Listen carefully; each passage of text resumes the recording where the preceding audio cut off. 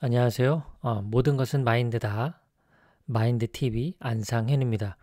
오늘 토요일이다 보니까 어린 딸아이가 유치원을 안 가는 날인데요. 잠깐 아빠가 영상 제작하는 동안 혼자 놀고 있으라고 했는데 제대로 지켜줄지 모르겠네요. 불쑥 들어올지도 모르겠다는 생각이 듭니다. 부자는 배우자가 만든다라는 책을 보다가 내용이 있어서 좋은 내용 같아서 한번 정리를 좀 해보려고 합니다. 비비들의 부자 노트라는 책에서 부자는 배우자가 만든다라는 내용을 봤습니다. 물론 이 내용은 부자와 관련된 책에 매우 자주 등장하는, 제가 본 책들은 거의 다 등장했다고 생각이 들어요. 그만큼 배우자와의 좋은 관계가 부를 지속시키는데 중요한 요소이기 때문이죠. 배우자를 잘 만났다고 해서 부자가 된다기보단 단기적인 부자는 배우자 없이 될지는 모르겠어요. 그런데 결국 그 부자가 되어서 어떤 삶을 꿈꾸느냐, 결국은 행복한 가정이 아니겠습니까? 그러니까 부가 지속이 되기 위해선 결국 행복한 가정이 필요하고, 그 행복한 가정을 이루는 데 있어서 가장 첫 번째 요소는 사랑하는 배우자가 아닌가라는 생각이 듭니다. 책의 그 통계에 따르면 미국 백만장자 3명 중에 1명, 그러니까 한 33% 정도, 3명 중에 한 명은 나를 항상 지지해주는 배우자의 존재가 성공하는데 매우 중요한 역할을 했다, 이렇게 이야기를 했습니다.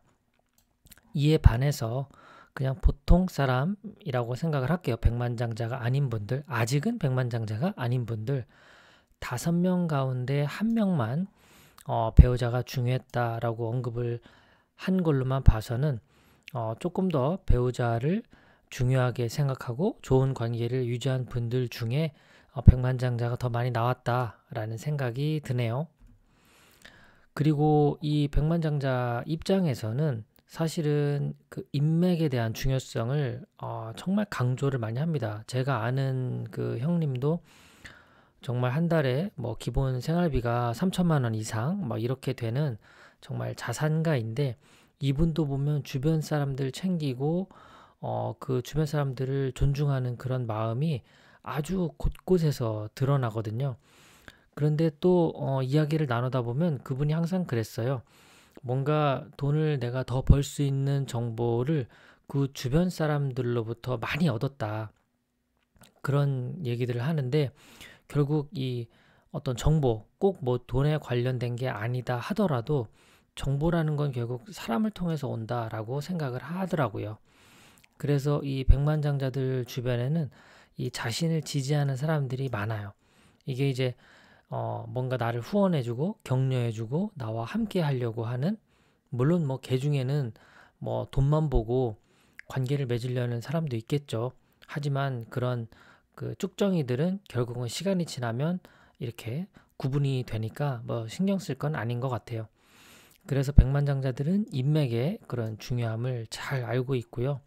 그리고 돈에 관한 정보, 이런 것들은 사람을 통해서 온다라고 생각을 하죠. 그러니까 자기 혼자서 책을 보고 영상을 보고 이렇게 정보 습득을 하겠지만, 최신 정보 아니면은 뭔가 효과적인 정보 습득에 있어서 제일 중요한 건 그 사람을 통해서라고 이야기들을 많이 하더라고요. 그리고 참 또 재밌는 통계 중에 하나가, 자산을 많이 가진 사람일수록 부부가 좋은 공감대를 가지고 있는, 부부의 공감대가 높은, 그만큼 부부 관계가 좋고 또 소통이 잘 되고, 이런 분들이 결국은 백만장자가 되고 또 그 부를 계속해서 유지하고 또 자녀에게도 부가 되물림되는 그런 어떤 마인드, 철학, 이런 것들의 그 중요성을 이야기하고 있는 것이 아닌가 싶습니다. 자, 어느 무명 시인의 부자 10계명이라는 내용이 있어서 여기서도 아마 인사이트를 얻을 수 있을 것 같아요. 자녀가 보통 사람으로 성장하고 있는 것에 감사하는 마음이 들면 당신은 부자다. 이웃이 잘 될 때 흐뭇한 마음이 들면 당신은 부자다.